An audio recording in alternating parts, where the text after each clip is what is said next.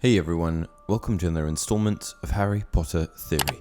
In this video, we're going to be discussing Lucius Malfoy, the Death Eaters, and whether or not Lucius was able to cast a Patronus charm. We know Lucius Malfoy as the father of Draco Malfoy and son of Abraxas Malfoy.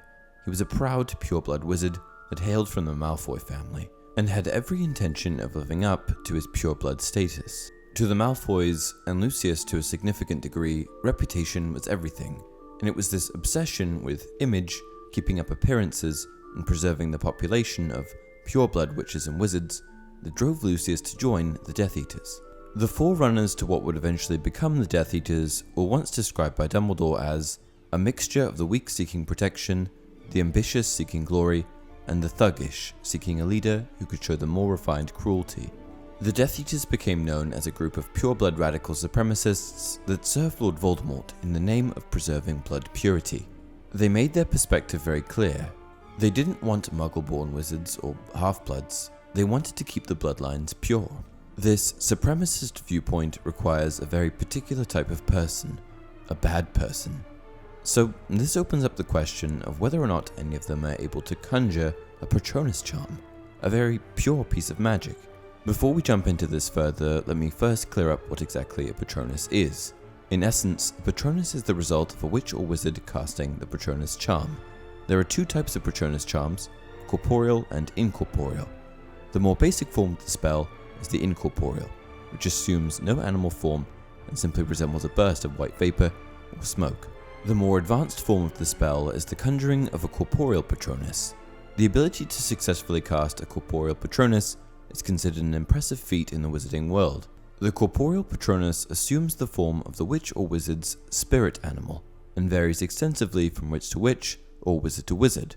And while casting spells that create your very own spirit animal is probably fun, there is a purpose, and that purpose is to ward off dementors or letherfolds, dark creatures that feed on human happiness and incite a feeling of despair in anyone that gets close to them. The Patronus charm is the only known way of dealing with the dementor, and so it's a gravely important thing for a witch or wizard to know. The Patronus represents everything that a dementor doesn't: hope, happiness, survival, and purity. As the Patronus itself does not feel despair or hopelessness, as a human might, the dementors can't hurt it and are repelled by its presence. It should be mentioned, however, that because Death Eaters are evil themselves, they actually share a lot of traits that dementors have. This makes them less likely targets for a dementor's attack. But it doesn't mean that they're safe from them, and this is why they are still used to keep Death Eaters and other dark wizards inside of Azkaban. But can Death Eaters cast a Patronus charm in the event that they are attacked by a dementor? Can Lucius Malfoy, sniveling Death Eater, conjure one? To cast a Patronus, you need to hone your positive emotions: hope, happiness, and desire. And in my opinion, I don't think that Lucius Malfoy had the capacity to effectively hone these emotions. Sure, him and his family defected from the Death Eaters eventually, but it was for entirely selfish reasons. They wanted to stay alive and they wanted to avoid imprisonment.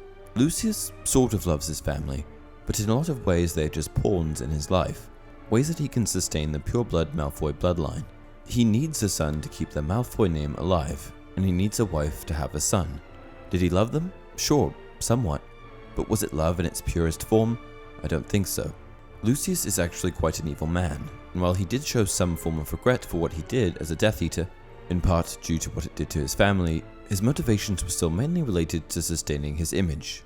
And while Lucius was quite evil, he was equally less brave, and was unable to speak up when the Dark Lord placed his own son in danger. He should have defected right then and there, but he was too much of a coward. And it's Lucius' cowardice that is his downfall, and probably the reason that he would never be able to effectively conjure a Patronus. For most of his life, Lucius allied himself with the worst people imaginable. He engineered mass child murder in the 2nd and 5th books, though they both failed, tortured muggles, and took joy in humiliation, torture, and death of people he hated. At one point in the Order of the Phoenix, it's mentioned that Lucius was jeering at the sight of a 14-year-old Harry being tortured. He fundamentally lacks the capacity to hone the emotions necessary to conjure a Patronus. His heart is not pure enough.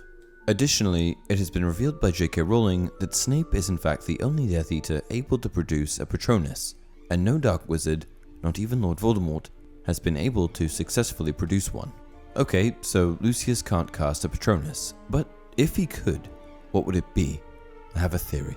One creature that Lucius has always shown an affinity for in canon were peacocks. This is interesting because peacocks are known for, well, peacocking and showing off. Does this remind you of someone? When Snape and Yaxley meet at the Malfoy Manor for a Death Eater meeting, a peacock on the Malfoy Manor grounds alarmed Yaxley. It rustled the bushes as it strutted, alarming Yaxley, who drew his wand, but put it away once he saw the noise's source. He always did well for himself, Lucius. Peacocks, he remarked. While the peacock on the grounds was white, many made the assumption that the peacock itself was a corporeal Patronus. However, it was later revealed by Rowling that the peacock was in fact albino. Regardless of this fact, I think that if Lucius were able to cast a Patronus, the corporeal form would match the bird that walked the Malfoy Manor grounds. And that's it for this video. If you enjoyed the content, please like the video and subscribe to the channel. Until next time, you're a wizard, Harry.